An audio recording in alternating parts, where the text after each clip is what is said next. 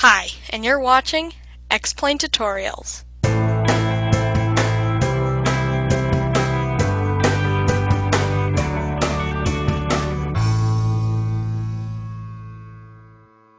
Hi, welcome to another episode of Explain Tutorials. Today we're just going to go back to basics and take you through the motions of starting an aircraft, taxi, and takeoff. What you'll do at the start of every flight. So let's get to it then, shall we?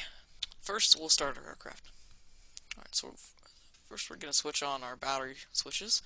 As you can see, once we did that, a few lights popped on. We got a little warning light, generator warning light here, and this is like a little electrical bus type box, but yeah, I'm not an electrician, so I'm not entirely sure what that does. Alright, now we're going to flip on the APU generator and hold the APU switch at start.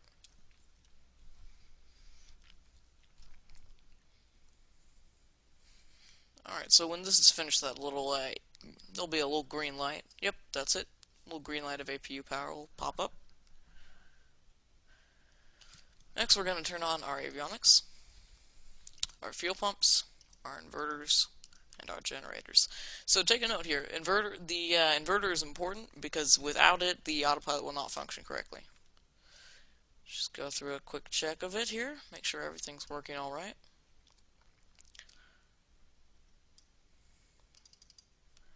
And auto throttle should be working okay. Cool. Alright, looks like everything's shipshape. Alright, now let's work on starting our engines. So I'm going to move the fuel handle forward. You can see these two little red handles just popped up. Now we're going to press the start button for the left engine. As you can see, when we did that, these gauges started revving up. So N1, engine temperature, N2. It's hot in there, that's in Celsius. Alright, now we're going to do the same thing for the right engine. Okay, that's all spinning. So now we can see total weight here, our oil temperature Celsius, our oil pressure. This is very important here, your fuel quantity. It shows you how much fuel you have in the left, right, and center tanks, as well as your total weight and your fuel flow. As you can notice, if I move the throttle forward, that'll increase, everything like that. It's pretty logical. Well, let's go ahead and turn on our nav lights. Everything up here is good to go. Alright, so now let's take off the brakes and begin the taxi.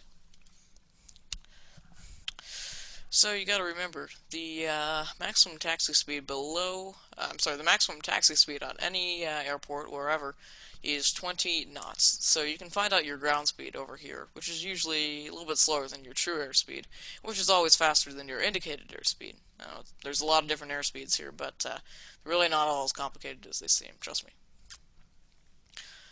Alright, so, the maximum taxi speed is about 20 knots, but again, you can push it to 25 or 30. Controllers usually don't mind too much.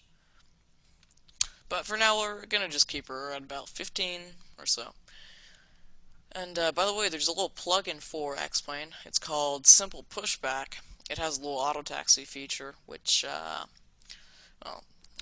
basically it holds your speed at either 20 or 12 knots. So you don't have to worry about that. Generally, I don't use that, but, if you want to use it, if you're just feeling lazy and you don't want to monitor the speed, or you're not concerned about getting anywhere in too much of a hurry, then go ahead and get that. It's actually a pretty good plugin for pushback. And by the way, if you ever fly in VATSIM, you will need some kind of pushback plugin. www.xplane.org. I believe that's X-plane. We'll put a link to it in the sidebar. If you didn't know about that already, then that's a good place. You can get lots of different aircraft and a whole lot of plugins, utilities, different kind of stuff there. Okay, so you can see we're in the California Airlines MD-90. Absolutely beautiful plane to fly. I love to fly it all the time. And again, I know I've said this before, but if you do have X-Plane, and then you might want to consider joining California Airlines. Everyone at X-Plane Tutorials is a member of California Airlines, so we just got a whole lot of great people, a lot of great pilots, and very good aircraft and scenery. For example, this is actually scenery from Cal Air, which is actually pretty cool because X-Plane does not come with a whole lot of default airport scenery. So, you can find smatters of it here and there on the org and other places, but really I would recommend joining Cal Air. Alright, it's going to be kind of a long taxi, so sit back, let your attention wander freely. Make sure all your trim is neutral. Again, watch your ground speed. Don't go too far over 20 knots.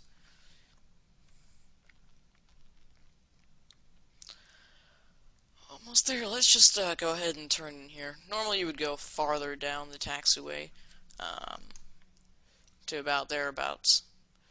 But since we don't want to totally bore you to death, we're just going to turn in here. Alright, generally 2 notches of flaps. You can see my flap indicator going down here. So on the MD-90, that's 13 degrees, which, depending on how heavy you are, should be, enough to lift you off considerably less runway. So notice that our flight director is set to the on position. Never, ever, ever, I don't care what anyone else says, never set that to auto while you're on the ground or when you've just lifted off. Do not take off with the autopilot. You can land with the autopilot if you want to. That's kind of the cheater's way, but if you want to do that, that is up to you. But never, ever, ever do anything with regards to take off with the autopilot. Okay, with that rant finished, we're going to pretend we haven't been cleared for takeoff yet. We're just going to check a couple more things. Make sure everything's set up. Again, just ignore this or pretend we have a flight plan. Whatever you like to do. Alright, looks like everything looks good here. So we're going to throttle up to full and get ready for takeoff.